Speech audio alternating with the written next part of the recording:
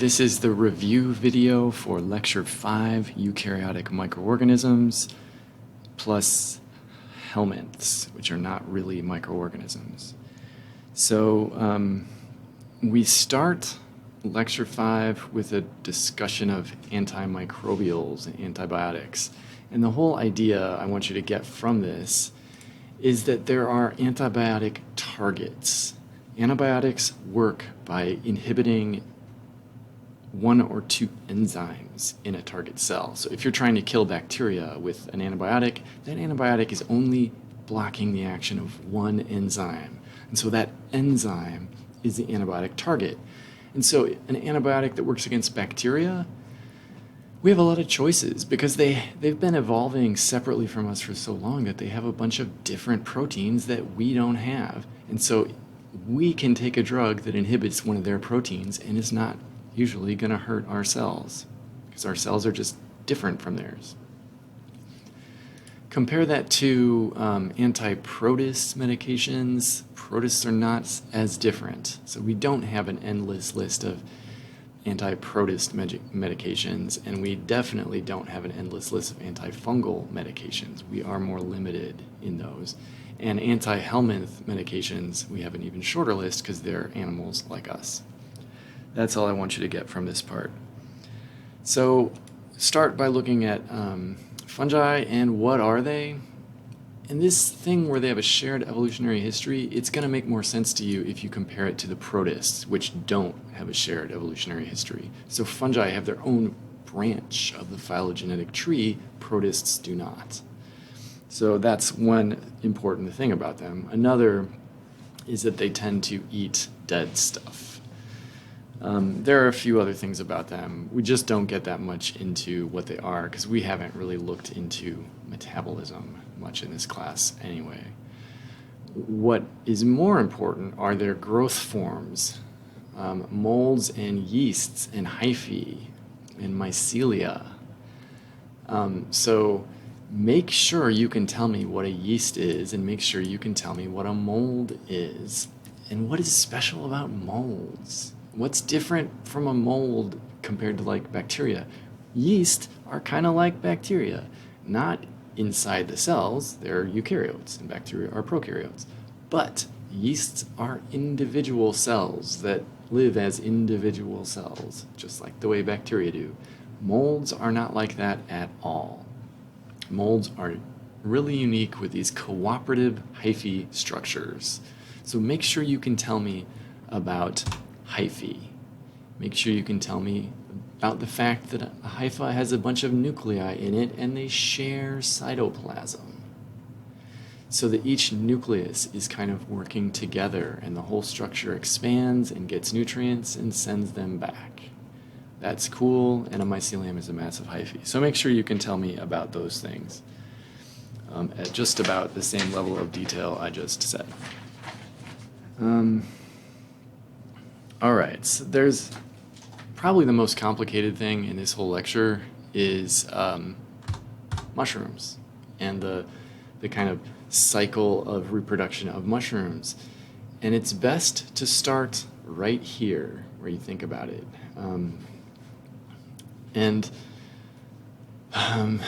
You know, to be blunt, you're not going to see this on the exam. I'm not going to force you to explain this to me, but if I describe a mushroom, you need to know what I'm talking about. So what is a mushroom? It is a giant cooperative structure that exists solely to allow fungi to reproduce sexually and expel aerial spores. And that's what this whole process is. It's showing two different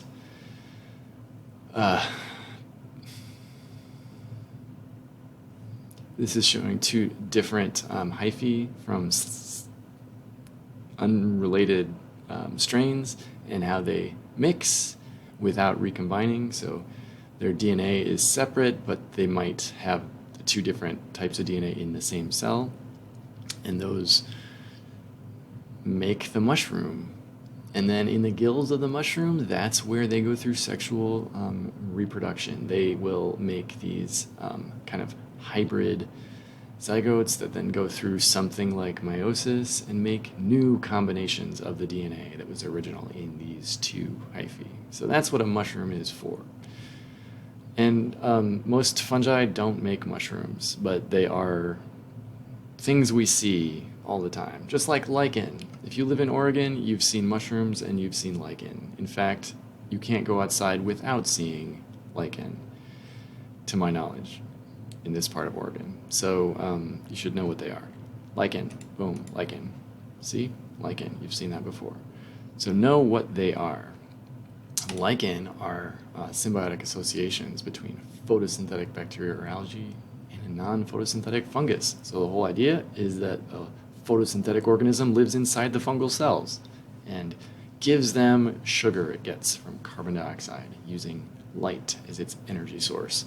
Fungi can't do that, but they can definitely trap photosynthetic organisms in their cytoplasm and use them as an endless source of sugars. So that's lichen. And there are examples. There's a lot of stuff in the slides about good things fungi do for us, bad things fungi do for us. Like, if your house floods, which is a terrible thing, if your house floods, you get water up to here, you're going to get fungi. You're going to get mold growing on the wall, not really bacteria, because bacteria can't break down building materials like this, but a lot of fungi do. They can excrete enzymes that break down this stuff. So you see this ugly mold growing on the walls, and it's harmful to inhale the spores it releases. That's all real, but it's also impressive that these fungi can do this, and they're the only things that really can.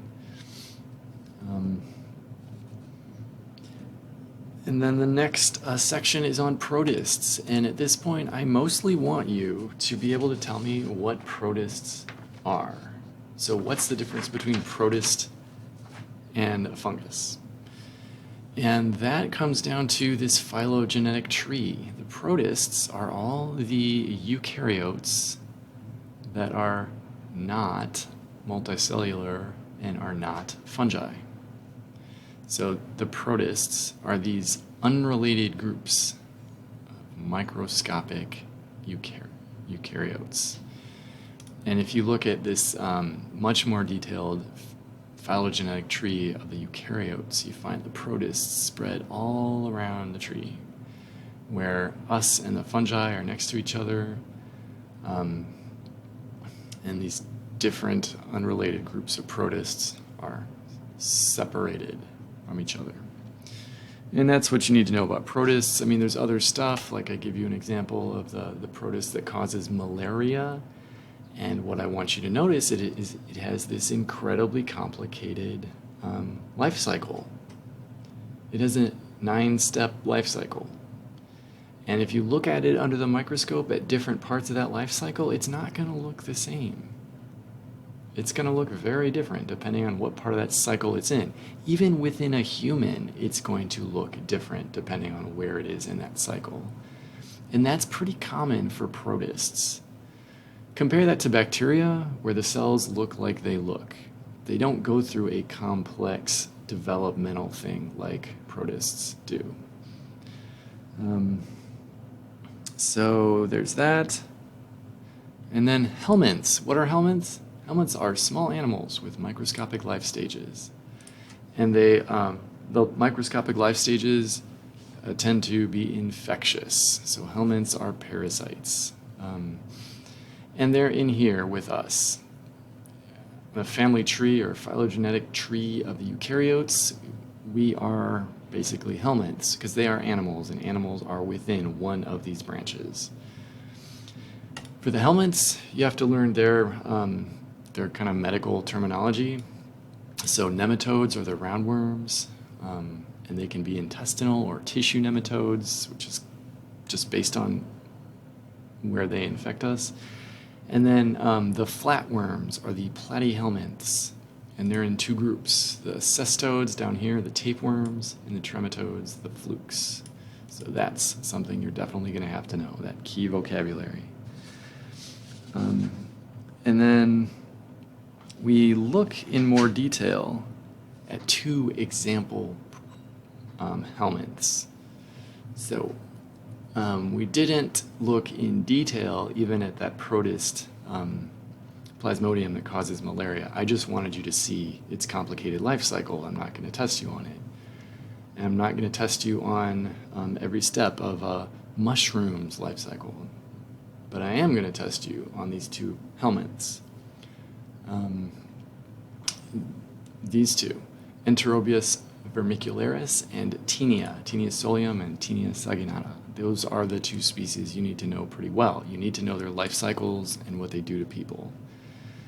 And Enterobius is the pinworm that causes perianal itching and can infect a whole household very quickly, and it's very hard to get rid of. And it is passed through the fecal-oral pathway. So that's pretty straightforward, though horrifying. And the disease it causes is enterobiasis, or pinworm infection. More complicated is the life cycle of Taenia, the tapeworms. These have this complex anatomy you need to know, partly because we're going to see these under the microscope in Lab 6. And they have a scolex or head and proglottids. These are the body segments. At some stages of their life cycle, they have eggs. And then they can encyst in muscle tissues and make a cysticercus. The plural is cysticerci. Tapeworms live in the small intestine of humans, and they can be incredibly long. The longest one I read about is 25 meters long, but a much more common length is going to be 1 to 5 meters. That's still insane that thing can live in someone's small intestine. And the life cycle of Taenia is not as simple as the pinworm life cycle. The Taenia's life cycle involves two hosts. So it lives in a human as the tapeworm, and the human excretes proglottids as in feces. And then if a cow or pig eats something contaminated by human feces and it ingests the eggs that were inside those proglottids, the worms will hatch and invade their tissues and encyst and become cysticerci. And then, okay, well now, basically within the muscle tissue of a pig or a cow, there are cysticerci. How is that relevant to us? If we eat undercooked beef or pork, we ingest the cysticerci and they hatch in us and become tapeworms. So the life cycle of a tapeworm involves the human as the host of the worm itself and these animals as the host of the cysticerci. And that is a whole thing. There's a lot more to it, like you need to understand a little bit about proglottids, how they're very small near the scolex and very large at the end when they're gravid. Basically, like, what is this disease like? If a human has a tapeworm, what do they experience? And that's the main thing. And tapeworm generally not very harmful to humans. What is harmful to humans is if instead of the normal life cycle where a human eats the cysticercus from a pig or a cow, that's the normal life cycle that's kind of harmless, though disgusting. A much more dangerous thing is if a human accidentally eats the eggs or the proglottids that were excreted in the feces of another human. So this fecal-oral transmission. If this happens, then the person is where the cysticercus is made, and that can damage a person's brain or eyes or other tissues. So that can be very damaging to a person. For some reason, it's not as damaging to pigs and cows. But that's also not the normal life cycle. Unless a person eats that person, no one will ever get a tapeworm from a person who has a cysticercus in their brain. So this is a dead end for Taenia, whereas infecting a cow or pig potentially leads to more infected humans. So the normal life cycle requires humans and cows or pigs. But the more severe disease is when that life cycle isn't followed and a person ingests fecal contaminated food containing an egg or proglotid. And that, I think, is it for lecture 5. Yeah, that's it for lecture 5. So there are some things you're going to have to work through in lecture 5. So good luck, and I'll see you in the next video.